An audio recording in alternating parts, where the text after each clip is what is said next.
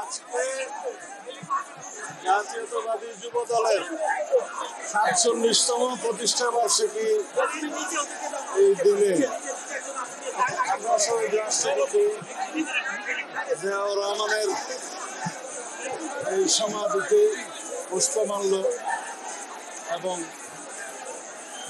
মোনাজাত করেছি।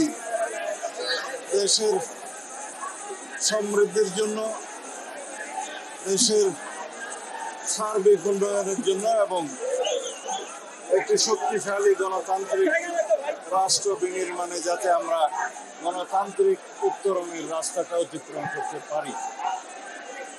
শহীদ রাষ্ট্রপতি জিয়াউর রহমান বাংলাদেশ জাতীয়তাবাদী দলের প্রতিষ্ঠা লগ্নেই চিন্তা করেছিলেন এই দেশের যুব সমাজকে একত্রিত করতে হবে, ঐক্যবদ্ধ করতে হবে, উজ্জীবিত করতে হবে, জাতি বিনির্মাণে তাদেরকে বিভিন্নভাবে কাজে লাগাতে হবে।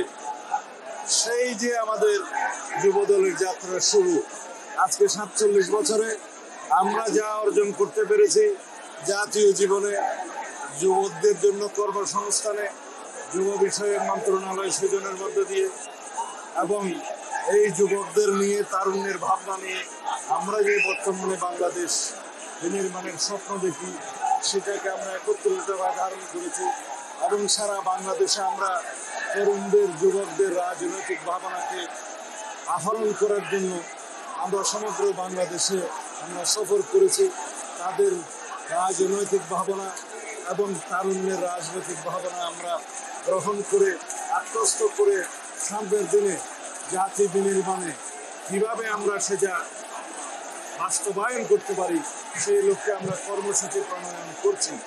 আশা করি ইনশাল্লাহ এই দেশ একটি তারুণ্য নির্ভর বাংলাদেশ হবে, যুবকদের কর্মসংস্থান নির্ভর বাংলাদেশ হবে, যুবকদের এবং তারুণ্যের চিন্তা চেতনা নির্ভর, প্রযুক্তি নির্ভর, মেধা নির্ভর বাংলাদেশ বিনির্মাণ হবে। যেই স্বপ্ন আমাদের শহীদরা দেখেছিলেন, যেই স্বপ্ন জুলাই গণ অভ্যুত্থানের শহীদরা দেখেছিলেন, যেই স্বপ্ন মুক্তিযুদ্ধের শহীদরা দেখেছিলেন। সুতরাং আমরা এই তরুণদেরকে, যুবকদেরকে, তাদের ভাবনাকে, রাজনৈতিক ভাবনাকে, চিন্তা চেতনাকে আমরা আত্মস্থ করেই এই জাতি আমরা এগিয়ে যাব ইনশাআল্লাহ।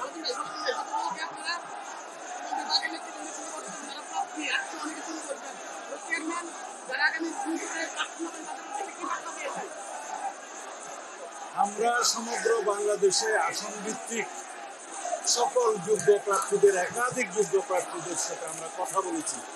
এটা তারই প্রক্রিয়ার একটি অংশ। আমরা একই মেসেজ দিতে চাই যাতে আমাদের দলের ভিতরে ঐক্য থাকে, জাতির মধ্যে ঐক্য থাকে, যাদের সাথে আমরা যুগপৎ আন্দোলন করেছি এবং অন্যান্য একটা বৃহৎ জোটের জন্য আমরা চিন্তা করছি, সবাইকে নিয়ে ঐক্যবদ্ধভাবে যাতে আমরা আগামীতে এই নির্বাচনী বৈতরণে পার হতে পারি। তবে জাতির মধ্যে ঐক্যটাই হচ্ছে আমাদের সবচেয়ে বড় শক্তি। সেই ঐক্য বজায় রাখার জন্য কেউ যাতে বিভেদের পথে না যায় সেই মেসেজটা আমরা দিচ্ছি।